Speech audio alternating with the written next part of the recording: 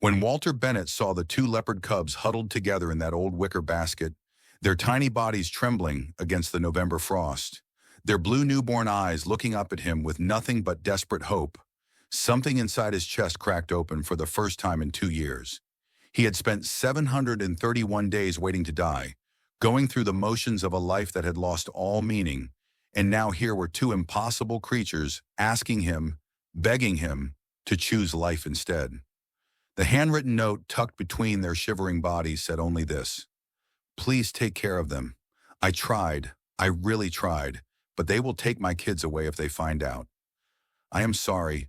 Please do not let them die. They deserve better than me." Walter read those words 3 times, his hands shaking, not from the cold, but from the weight of what they meant.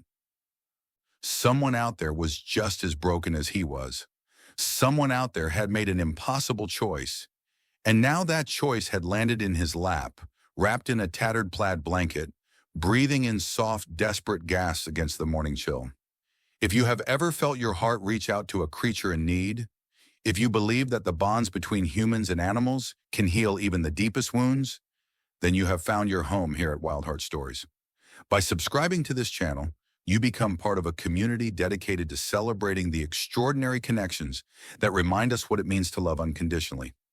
Every new subscriber helps us share more stories like this one, stories that prove compassion knows no boundaries.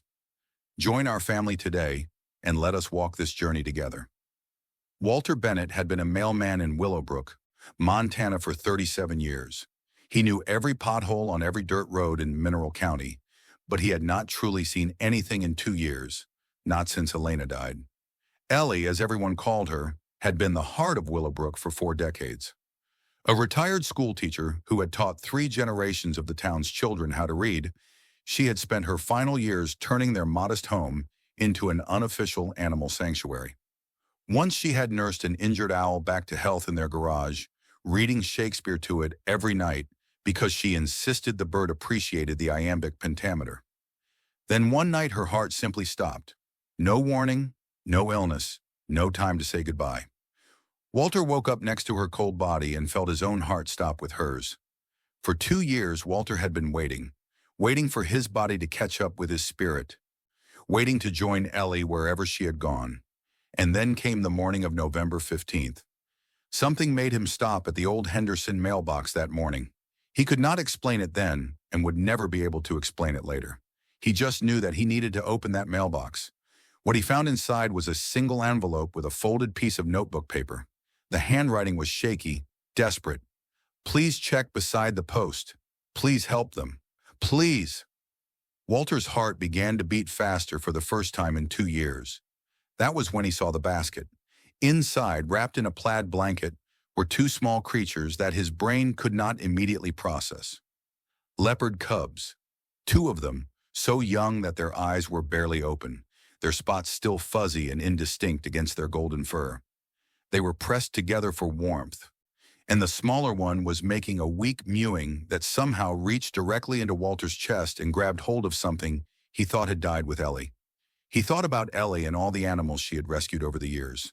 He thought about what she would do if she were standing here right now. He knew exactly what she would do. She would not hesitate. "I know," Walter said, his voice rough from disuse. "I know you're scared, but I'm going to help you. I promise." He called Dr. Margaret Chen, the town veterinarian who had been one of Ellie's closest friends. When Maggie saw what was in the basket, she simply stared for a full 5 seconds before managing. "Walter, those are leopards." "I know," Walter said. "I know." The examination revealed both cubs were severely hypothermic but stable, male and female, maybe 3 weeks old. "Someone was taking care of them before this," Dr. Chen said. "Someone who knew what they were doing, at least partially." "Will they survive?" Walter asked, more desperate than he intended. "If we can get their temperature up and get some formula into them in the next few hours, they have a good chance. But Walter, we need to talk about what happens after that. These are leopards. There are laws." "I know," Walter said, "but not today. Today we save them. Tomorrow we figure out the rest." The next 72 hours blurred together in a haze of feeding schedules and temperature checks. Walter had not slept more than 2 hours at a stretch since he brought the cubs home, And somehow, impossibly, he did not mind. He had not needed to be needed in 2 years. He had forgotten how good it felt. On the third day, the cubs opened their eyes fully for the first time. Walter was there at 4 in the morning, feeding the smaller cub from a bottle.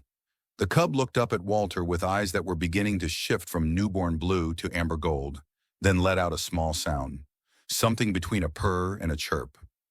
Walter felt tears sliding down his cheeks.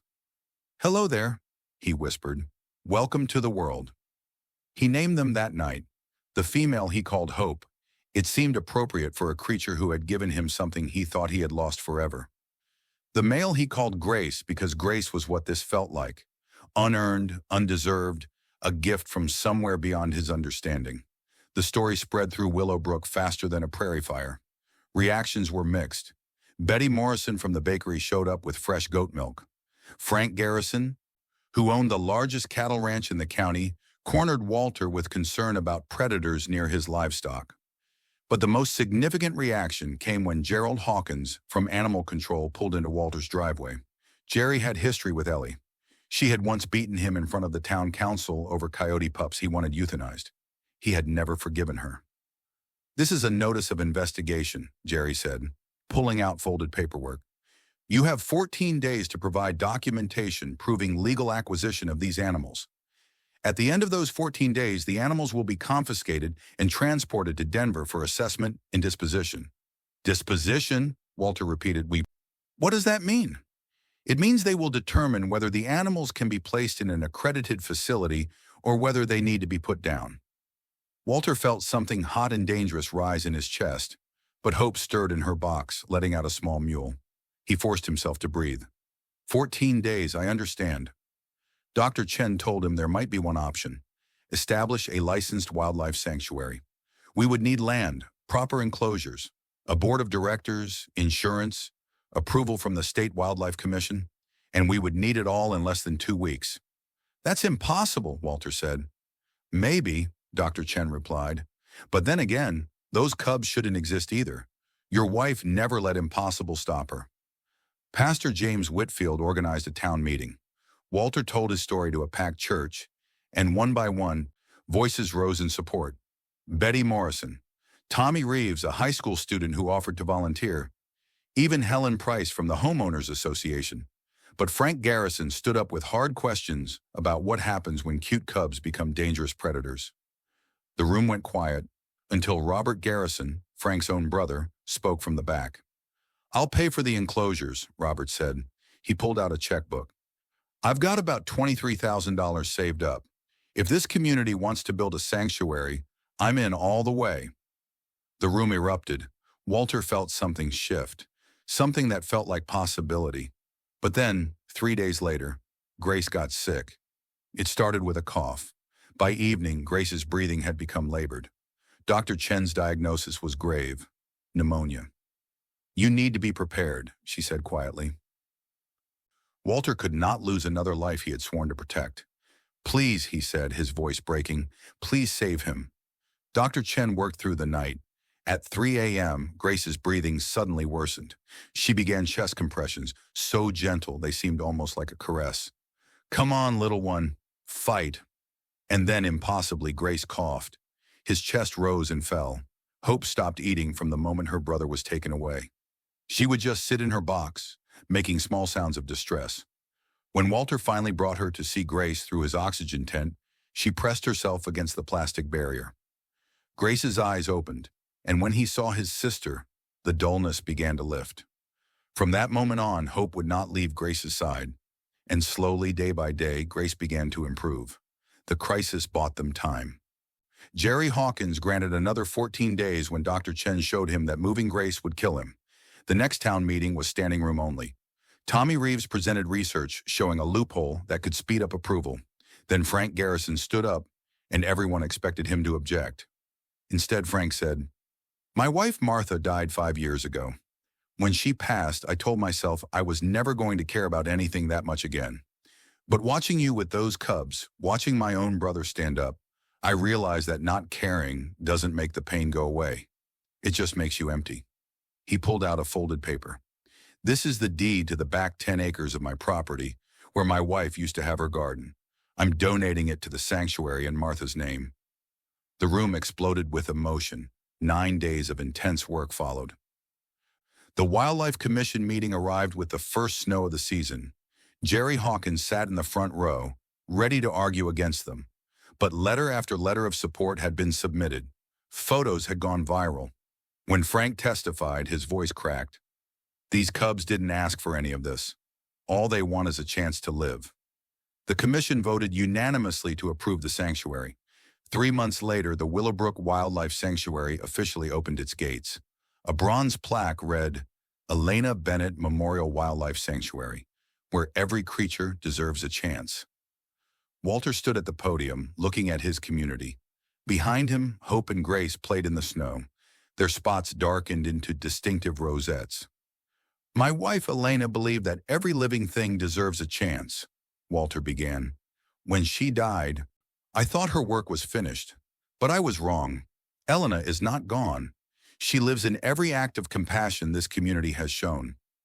He looked at the cubs who had paused to watch him with curious amber eyes. "I spent 2 years waiting to die, but then I opened a mailbox and found 2 babies who needed someone to save them. And in saving them, they saved me." Later, as the sun set, Walter sat on the bench overlooking the enclosure. Hope and Grace came to the fence. Hope chirped, that same sound of trust and love from the first night. Walter pulled out the worn note he had carried every day. "I did take care of them," he whispered to the wind, to the mountains, to Ellie's memory. "And they took care of me." He stayed until the stars came out, watching over Hope and Grace as they settled into their shelter. Then he walked home through the quiet streets of Willowbrook, past all the places that held his memories and all the new memories being made. Tomorrow there would be more work to do, but there would also be hope, and there would be grace, and there would be the knowledge that even in the darkest moments, love can still find a way. All you have to do is open the mailbox.